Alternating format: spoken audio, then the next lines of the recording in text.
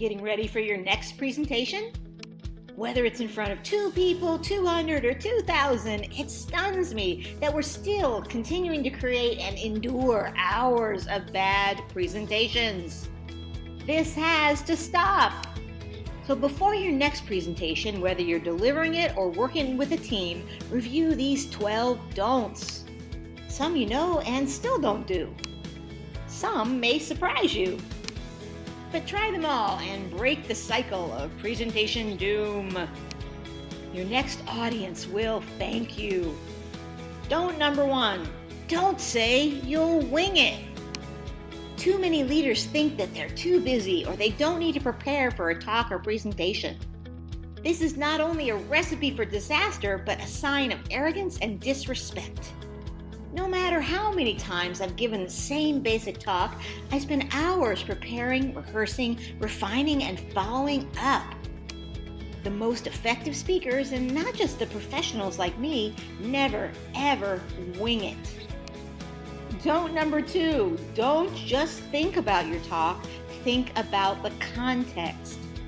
If you don't have a clear understanding of what's surrounding your talk, you're asking for trouble. If you aren't the person leading the entire agenda, it's okay to ask the organizer or leader about the context they're walking into. For example, who'll be in the room? What are they expecting? What's happening before and after your presentation? Professional speakers take this one step deeper. They ask the organizer what they want to gain from having you speak. How can you support their goals? The person who's asking in advance about how their talk can help someone else is a winner before they even open their mouth. Don't number 3, don't ignore what you want. While it's a bonus to make sure you're helping the organizer reach their goals, you want to be clear on your own goals too. Why is it valuable for you to share these ideas now? Why this presentation? What do you want to gain from it? Being really clear up front helps you make better decisions about what you say and do before, during, and after your presentation. Don't number 4, do not spend hours tweaking and formatting your slides. Instead of trying to be a PowerPoint or a keynote guru, use a single image instead. Or move to the flip chart and draw that thing that you're wasting time trying to create on a slide. Practice first, please. Go back to number 1. Or just leave it out altogether. If the image is critical to your work and you're going to use it over and over again, then cough up a few bucks and hire a professional to create just that image. Places like Upwork or Fiverr can help if you don't have resources in-house. Don't number 5, do not use more than 7 words on a slide. If your presentation makes sense when it's read, then why do they need you there in person at all? Don't number 6, do not start with thanks. Or I'm happy to be here, or first some housekeeping. These filler words signal to the audience that they don't have to pay attention yet. And once you lose attention, it's hard to get it back. Dive right in with a story that sets the stage for what you'll be sharing. In TV, this is called the cold open. Think about Saturday Night Live. There's always a sketch at the beginning, before the credits and a monologue. Don't number 7, do not darken the room so people can see the slides. Pet peeve. We want to see you, not your slides. If it's so important that people see your slides, it's time to go back and rework your presentation. And the dark deadens even the best presentation. If your host has already turned out the lights, turn them back on.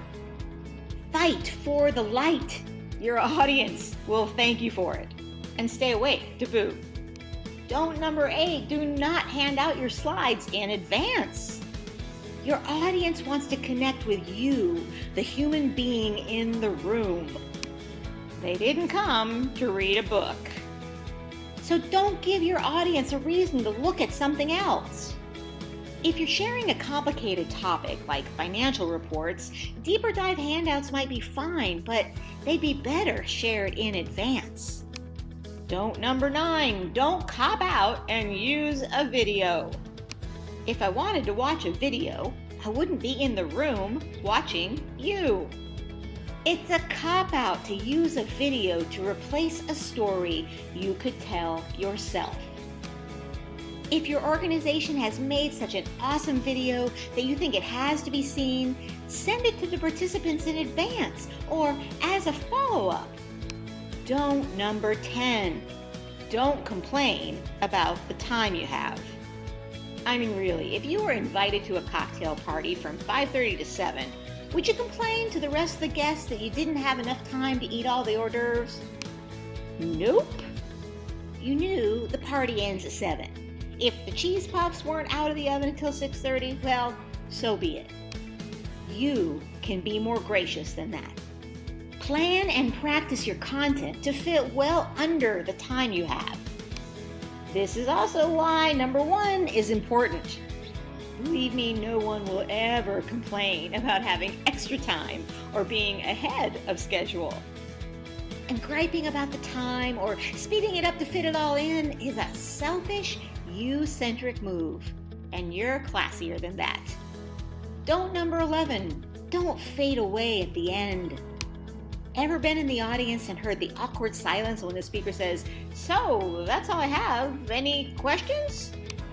Then they quietly fade away, and even if you loved their ideas, you don't have a chance to applaud them or acknowledge their effort.